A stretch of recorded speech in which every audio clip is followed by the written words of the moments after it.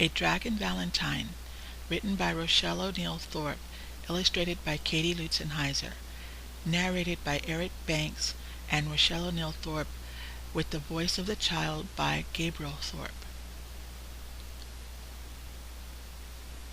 A production of Wiggles Press Books. Mia couldn't wait to go home after school today. She was eager to open her 12 envelopes. There were 6 white, 3 pink, and 3 red ones that had "To Mia" written on them by classmates. She was excited because Valentine's Day was only 2 weeks away, and she could already tell that it was going to be very special. Mia ran to her room and grabbed a pair of scissors from her desk and sat down on her bed. As she scattered her bounty in front of her, a red card with golden foil and funny-looking monkey caught her eye. It was the prettiest card, and it had something inside.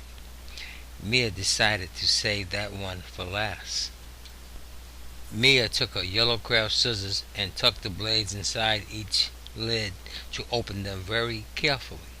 As they opened, Mia took out the contents one by one. Mia began to open the white envelopes.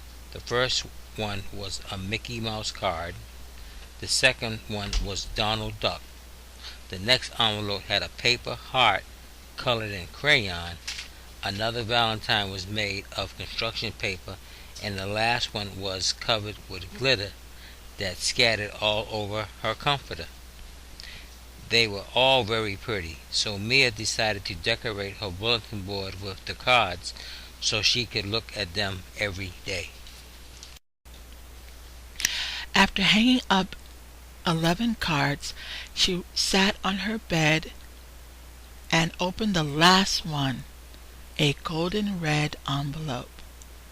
Out fell 3 coins with holes in the center, and Chinese characters written on the front and back of each coin. Mia peeked inside the envelope, looking for a card. She slowly pulled out a slip of paper that said, "Mia, please come to my house for a party on Saturday at 3 o'clock. Ling." Mia began bouncing up and down on her bed with excitement because she had been invited to a party. Ling was her best friend in school, and Mia couldn't wait to go to her house.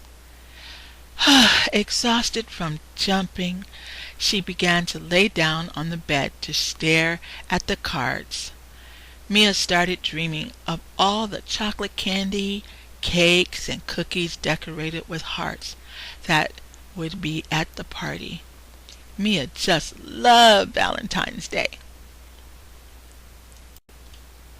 When she stopped daydreaming, Mia ran downstairs to the kitchen where her mom was fixing dinner. "Mama, Ling has invited me to her house for a party on Sunday. Please, can I go?" she pleaded. "I'll need a new dress and, she said while still catching her breath. Mom knew Ling's parents, and she often shopped at their neighborhood market. "Well, you are becoming a big girl now, and a lady has to look her best. I suppose we can go shopping Saturday," her mother replied while stirring the skillet. "Mia, help me set the table for dinner, and we'll find you the prettiest party dress. You'll be a Southern belle," her mother said confidently. After dinner, Mia ran back to her room and got ready for bed. She lay staring at the bulletin board filled with cards and wondered who was coming to Ling's party. Mia eventually fell asleep dreaming about her big girl party. Saturday morning couldn't have come fast enough. Mia jumped out of bed and got dressed in her favorite pullover, tights, and sneakers. She was ready to go shopping when she heard her mom calling her name. Mia! She followed the sound of her mother's voice until she reached the living room, where her mother was on the telephone. Mia, I'm making an appointment for you to get your hair done at Pansy's beauty salon, her mother whispered as she held the phone to her ear. Mia's eyes grew larger as she imagined her hair being done in curls. Mom, can I get a big girl's hairdo? I'm too old for those Shirley Temple curls, she said as she plopped down beside Mom. I'm sure Pansy will know what to do. Just don't cut it, her mother replied. Soon the two of them were off to the mall, and Mia was thrilled to be surrounded by stores that had many shades of red decorations, hearts, balloons, and boxes of chocolates in their window displays. Mia was drawn to the one store that had a beautiful red dress with a satin sash. Mia tugged at her mom's hand and said, Mom, I found it. This is the one. Inside, they went to ask the lady at the counter if she could try on the dress in the window. Yes, little lady, that dress right over there, said the clerk, pointing to a rack where the dress was hanging. Mia held her breath as her mom rumbled through the dresses, looking for the perfect size. Here it is, her mom said while holding up the dress in front of Mia. Mia grabbed it and ran to the dressing room. Mia stood in the mirror modeling the dress and smiling. I am going to be a Southern belle in this dress, she said to her reflection. After the shopping was done, Mia sat in the back seat of the car, holding the package with the pretty red dress as they drove to Pansy's beauty salon. Pansy greeted Mia's mom, who eagerly started. Miss Pansy, Mia's ready for a big girl hairdo. No curly curls this time. And please don't cut her hair. Before heading out the door, her mom added, I'll be back for her at around 3 o'clock. I'll be sure to have your princess ready, Miss Pansy replied with a drawl. Then Pansy sat on a bar stool and started taking Mia's ponytail down. So, Miss Mia, just how would you like your hair done today? Like Beyonce or Mariah Carey or one of those divas? Miss Pansy said jokingly.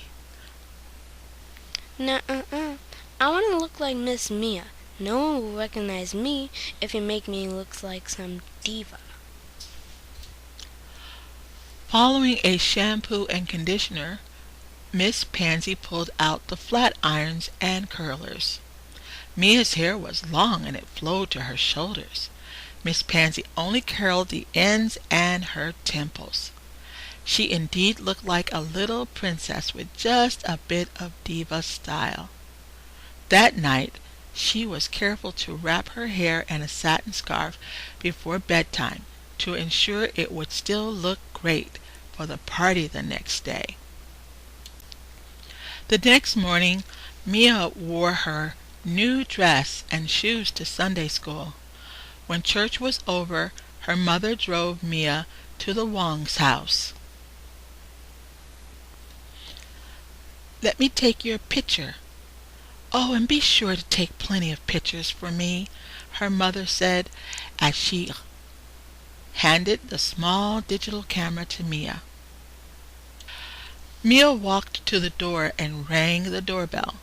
When the door opened, she heard voices speaking Chinese, and she saw people sitting in the living room. As her eyes went around the room, She noticed that a lot of Ling's family members, but no classmates. No one she knew was there to see Mia's pretty new dress or fancy hair. She looked at the dining room table. She saw a spread of food. There were big dishes, little dishes, and then a cake and many pastries on platters. Yet there was not a single box of chocolates, red hots, or pink frosted cupcakes anywhere in sight. When she walked closer, she saw that the cake was in the shape of a dragon and said, "Happy birthday, Chi!" She? She said with a curled up eyebrow. Mia was thoroughly confused. Then Mia's head turned in Ling's direction. What happened to Valentine's Day? What's Valentine's Day? It's Chinese New Year, the year of the dragon, and Chi's birthday too. Didn't you get my lucky money? The 3 gold coins from China I gave you? Oh, was that what that was? Yeah. In China, the year of the dragon is a lucky year, and my big brother is turning 12 today. My grandparents came all the way from China, and Mom said I could only invite one friend. And I decided to invite you because you are my very best friend. You look really pretty in your new dress, and you wore lucky red. Ling said with joy.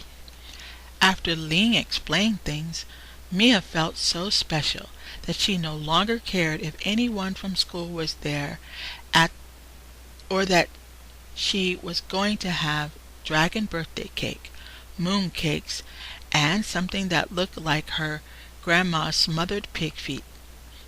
Mia was happy to be at her first big girl party, and she was proud to be a special guest. She felt like a special Valentine after all. A dragon Valentine.